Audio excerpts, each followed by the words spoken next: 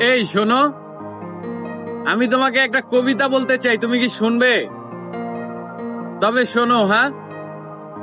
যাকে দেখে আমি হয়ে উঠেছিলাম জোনাকি থেকে জ্যোৎস্না, যার প্রেম পাওয়ার জন্য পৃথিবীর প্রেমে পড়া হলো না, জগৎকুল নাম দিল তার প্রেমিকা। তাকে দেখার পর চাঁদ, ফুল কিংবা প্রজাপতিকেও সুন্দর মনে হয়নি। তাকে ভালোবাসবো বলে অন্য কাউকে ভালোবাসিনি, তবে সে হয়নি আমার অর্ধাঙ্গিনী। আহ, কি ছিল তার মহিমা! জগৎকুল নাম দিয়েছিল তার প্রেমিকা। সে তো হারায়নি, বরং আমি হারিয়েছি আমায়। সে বলেছিল ভালোবেসে পাল্টে দেব তোমায়, বিচ্ছেদের জামানায়।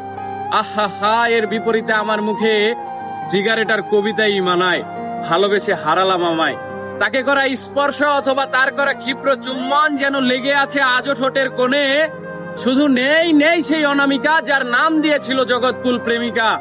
আমি শুনেছিলাম এ পৃথিবীর মানুষেরা চাইলে সবকিছুই হতে পারে, তাই আমি চাঁদ, সূর্য, মহাবিশ্ব চাইনি হতে। শুধু চেয়েছিলাম এক জনম তোমায় ভালোবেসে